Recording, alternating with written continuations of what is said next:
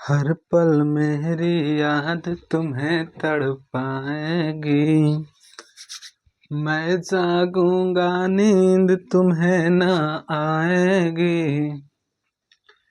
Hello दोस्तों, राधे राधे, जय श्री कृष्ण। तो कैसे हैं आप लोग? तो उम्मीद है कि बहुत ही मस्त और स्वस्थ होंगे। तो आपको दीपावली के बहुत सारे बधाइयाँ। और इस दीपावली के शुभ अवसर पर मैं माँ लक्ष्मी से यही विनती करता हूँ कि आप लोग पढ़ाई लिखाई में मन लगाएं और साथ ही साथ अपनी लाइफ में सफल जल्द से जल्द हो सके। तो दोस्तों, आपको पता होगा कि इससे पहले हम जो चैप्टर पढ़ाए हैं उस चैप्टर का नाम है अधिनायक। और अधिनायक को मैंने पढ़ा रखा है और उस पर बहुत सारे वीडियोज हमारे यूट्यूब चैनल पर आपको मिल जाएगा, जिसमें से फर्स्ट पार्ट बताया है। और फर्स्ट पार्ट में हमने क्या किया, तो चैप्टर को पढ़ाया है। दूसरा पार्ट भी इसका बता रखे हैं हम। और इसके दूसरे पार्ट में हम क्या बताएं, तो क्वेश्चन आंसर को बताएं। हम तीसरे पार्ट भी पढ़ा रखे हैं इस चैप्टर का। तीसरे पार्ट में भी हम आपको क्वेश्चन आंसर ही बताएं। एक पार्ट में 4 क्वेश्चन आंसर, फिर दूसरे पार्ट में 4 क्वेश्चन आंसर, यानी कि 8 क्वेश्चन आंसर। और चौथे पार्ट में भी आपको क्वेश्चन आंसर ही बताए हैं, यानी कि लगभग 12 क्वेश्चन आंसर आपको हम बता दिए मेरे दोस्त। अब हम ये जो लेकर आए हैं वीडियो नंबर 5, इस चैप्टर का मेरा 5वां वीडियो है। और इस 5वां वीडियो में हम आपको बता रहे हैं इस चैप्टर का थ्योरी। आप इसे थ्योरी कह सकते हैं या तो आप कवि परिचय भी कह सकते हैं, क्योंकि दोस्तों हम इसमें आपको पूरे कवि के बारे में बताएंगे। अगर आप चाहते कि ऑब्जेक्टिव आसानी से बन जाए मेरे दोस्त, तो ऑब्जेक्टिव बनाने से पहले आपको इसे जरूर देखना पड़ेगा, क्योंकि इसे बहुत सारा आपको ऑब्जेक्टिव बनेगा। अगर आप तक मेरे चैनल पर ये सारे वीडियोज को नहीं देखें तो आपसे विनती है कि अभी जाकर देखें और उसके बाद इसको देखें, तो आपको बहुत ज़्यादा समझ में आएगा। तो आइए और चलते हैं, जानते हैं इनके कवि परिचय के बारे में। अधिनायक चैप्टर नंबर 10 क्लास 12। इसका लेखक है रघुवीर शाह। तो मेरे दोस्त, आपको पता है कि इसका लेखक तो रघुवीर शाह हैं। एक ऑब्जेक्टिव यहाँ से अभी ही बन गया। पूछा जाता है अधिनायक के लेखक कौन है, तो बोलेंगे रघुवीर शाह है। इसके बाद जब थ्योरी खत्म होगा तो हम आपको थ्योरी के बाद ऑब्जेक्टिव का भी वीडियो लेकर आएंगे। तो मेरे दोस्तों, फर्स्ट क्वेश्चन तो बन ही गया कि अधिनायक के लेखक कौन है, तो रघुवीर शाह जी हैं। फिर पूछा जाता है कि इनका जन्म कब हुआ। इनका जन्म मतलब रघुवीर शाह का जन्म कब हुआ, तो याद रखिएगा 9 दिसंबर 1929। 9 दिसंबर 1929। इनकी निधन की बात करें, यानी कि इनकी मृत्यु की बात करें, तो याद रखिएगा 30 दिसंबर 1990। 30 दिसंबर 1990। मेरे दोस्त, आपको इससे पहले आपको वीडियो में बहुत सारे लेखक के बारे में हम बता रखे हैं, और बहुत जल्द एक वीडियोज लेकर आएंगे जिसमें आपको सिखाएंगे कि आप किसी भी चैप्टर के, यानी कि किसी भी लेखक जो हैं उनके चैप्टर राइटर के नाम कैसे याद रख सकते हैं और उनका जन्म और मृत्यु कैसे याद रख सकते हैं। फिलहाल आप नॉर्मल तरीका से इस तरह से याद रख सकते हैं कि आप यहाँ पहले 19 और 29 को लिख लीजिए, उसके बाद आप लिख लीजिएगा 1990। 1990 आप ऐसे याद कर सकते हैं, जिस तरह आप किसी का मोबाइल नंबर याद करते हैं उसी तरह से आप याद कर सकते हैं। जैसे मान लेते हैं रघुवीर शाह एक व्यक्ति है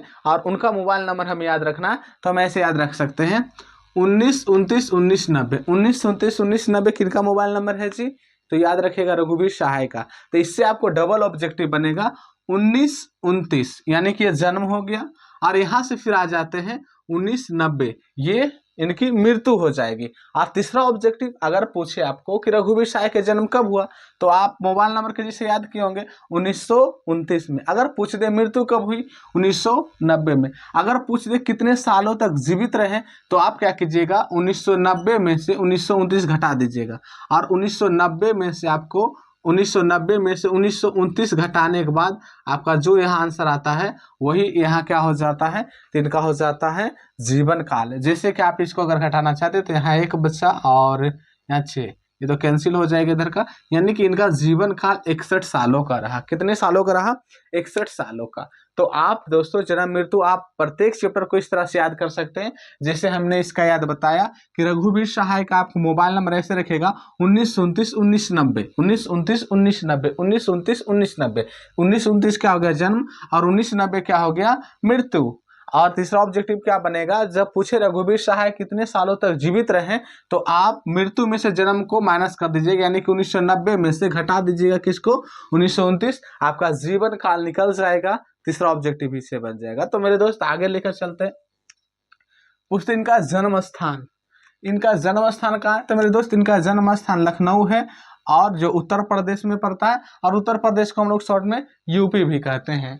तो आइए नेक्स्ट क्वेश्चन में है, कह रहे हैं पिता, रघुवीर सहाय के पिता कौन है, तो इनके पिता का नाम है हरदेव सहाय, और जो ये क्या थे, शिक्षक थे। याद रखिएगा, हरदेव सहाय क्या थे, एक शिक्षक यानी कि एक टीचर थे। अब इनकी रघुवीर सहाय की शिक्षा की बात करते हैं, इनके पढ़ाई लिखाई की बात करते हैं, तो इन्होंने MA किया किससे, अंग्रेजी से, मास्टर इन आर्ट्स, इनका पूरा नाम आप कह सकते हैं, एम से मास्टर इन ऐसे आर्ट्स, या मास्टर ऑफ आर्ट्स भी कह सकते हैं। तो इन्होंने अंग्रेजी से क्या किया, MA, किस विश्वविद्यालय से, यानी किस यूनिवर्सिटी से, तो ये लखनऊ विश्वविद्यालय से क्या किए मेरे दोस्त, MA किए, और लखनऊ विश्वविद्यालय का है तो लखनऊ में ही पड़ता है। इनकी विशेष अभिरुचि, अभिरुचि का मतलब हर एक इंसान को हर चीज़ में इंटरेस्ट होता है। जैसे कि हमारे बारे में पूछे तो हमें सबसे ज़्यादा इंटरेस्ट किस में लगता है, हमें आपको पढ़ाने में सबसे ज़्यादा इंटरेस्ट लगता है। उसी तरह इनका सबसे ज़्यादा इंटरेस्ट किस में था, इनको संगीत सुनना पसंद था, फिल्में देखना पसंद था, अध्यापन का पढ़ाना लिखाना भी इनको कुछ पसंद था, लेखन भी मतलब लिखने का भी इनको कुछ पसंद था, पत्रकारिता यानी कि मीडिया का काम भी इन्हें पसंद था, और राजनीति भी इन्हें पसंद था। इनकी विशेष अभिरुचि थी। आते हैं मेरे दोस्त, इनको कुछ सम्मान भी मिला, यानी कि अवार्ड भी मिला, यानी पुरस्कार भी मिला। तो इनको एक पुरस्कार मिला, उस पुरस्कार का नाम है साहित्य अकादमी पुरस्कार। और किस पर मिला, तो इनको एक रचना है, यानी कि इन्होंने एक रचना लिखे थे जिसका नाम है लोग भूल गए। याद रखिएगा, ऑब्जेक्टिव में पूछा जाता है रघुवीर सहाय को कौन सा पुरस्कार प्रदान किया गया, तो वहां पर आपको आंसर याद रखना, साहित्य अकादमी पुरस्कार। पूछा जाता है रघुवीर सहाय को साहित्य अकादमी पुरस्कार किस कृति पर प्रदान किया गया, तो लोग भूल गए हैं। कौन सा कृति पर, लोग भूल गए। चलते इनके गतिविधि के बारे में जानते, तो करें, अपनी और समकालीन कविता के वाचन के लिए कौमुदी याद रखेगा, कौमुदी कविता केंद्र की स्थापना की। ऑब्जेक्टिव में भी पूछा जाता है कविता कौमुदी केंद्र की स्थापना किसने किया, तो ये आंसर याद रखिएगा, रघुवीर सहाय ने किया। आते इनकी वृत्ति के बारे में, तो वृत्ति जानते इनका, इन्होंने पत्रकारिता किया, किससे, नवजीवन का इन्होंने पत्रकारिता किया। कहाँ, लखनऊ से आरंभ किया। ऑब्जेक्टिव में पूछा जाता है रघुवीर सहाय ने अपनी पत्रकारिता कहाँ से आरंभ किए, तो लखनऊ से। और किससे आरंभ किए, तो नवजीवन से आरंभ किए। और इसके बाद फिर समाचार विभाग आकाशवाणी जो पढ़ता है नई दिल्ली, और फिर नवभारत टाइम्स, ये भी नई दिल्ली में विशेष संवाददाता के रूप में काम किए। कब से कब तक, तो 1929 से 1982 तक इन्होंने संवाददाता के भी काम किए। नेक्स्ट, दिनमान, ये भी याद रखेगा, दिनमान समाचार साप्ताहिक, ये भी नई दिल्ली के प्रधान संपादक थे। ऑब्जेक्टिव में पूछा जाता है दिनमान के प्रधान संपादक कौन थे, तो दिनमान के प्रधान संपादक हमारे रघुवीर सहाय जी थे। प्रधान संपादक कौन थे, रघुवीर सहाय। और नेक्स्ट, भारतीय प्रेस परिषद के सदस्य भी रहे थे। ये भी ऑब्जेक्टिव में पूछा जाता, भारतीय प्रेस के परिषद कौन रह चुके थे, तो हमारे रघुवीर सहाय जी रह चुके थे। चलिए आगे चलते हैं, इनकी कृतियां के बारे में जानते हैं कि इन्होंने और भी कौन कौन सी रचनाएं की हैं। तो याद रखिएगा, ये सब बहुत इंपॉर्टेंट से, जैसे पूछेगा दूसरा सप्तक के लेखक कौन है, तो रघुवीर सहाय। सीढ़ियों पर धूप में, इसका लेखक कौन है, तो रघुवीर सहाय। आत्महत्या के विरुद्ध, इसका लेखक कौन है, तो रघुवीर सहाय। और ये आत्महत्या के विरुद्ध याद रखेगा, ऑब्जेक्टिव में पूछा जाता है आत्महत्या के विरुद्ध क्या है, तो एक कविता है। क्या है, एक कविता है, हंसो हंसो जल्दी हंसो के लेखक कौन है, तो ये भी रघुवीर सहाय है। लोग भूल गए हैं, इसके लेखक कौन है, तो ये भी रघुवीर सहाय। और इसी पर इनको मिला था साहित्य अकादमी पुरस्कार। कुछ पत्ते कुछ चिट्ठियां के लेखक कौन है, ये भी है रघुवीर सहाय। दिल्ली मेरा परदेश, इसका लेखक कौन है, इसका लेखक भी रघुवीर सहाय है। और दिल्ली मेरा परदेश एक प्रकार का क्या है, तो मेरे दोस्त एक प्रकार का ये निबंध है। आते हैं, पूछा जाता है रघुवीर सहाय किस सदी के कवि थे? तो याद रखिएगा 20वीं सदी के कवि थे। किस सदी के कवि थे? 20वीं सदी के। और जब पूछे किस काल के कवि थे, तो याद रखिएगा आधुनिक काल के कवि थे। किस काल के कवि थे? आधुनिक काल के कवि थे। लेकिन पूछे किस सप्तक के कवि थे, तो याद रखिएगा दूसरे सप्तक के कवि थे। किस सप्तक के कवि थे? दूसरे सप्तक। यानी कि सदी पूछे तो 20वीं सदी, काल पूछे तो आधुनिक काल।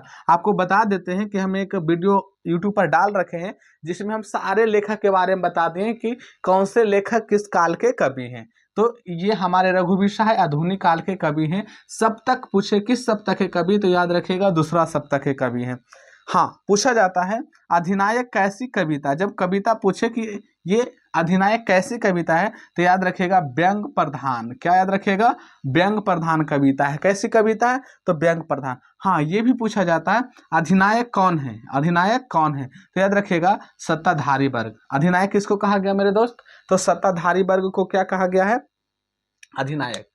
तो चलिए फिर से हम इससे एक बार रिवाइज करा देते हैं और फिर से लेकर चलते। तो आपको बता रहे हैं हम 10th चैप्टर नंबर 12 हिंदी दिगंत का एक कविता है जिसका नाम है अधिनायक और जिसका लेखक है रघुवीर सहाय।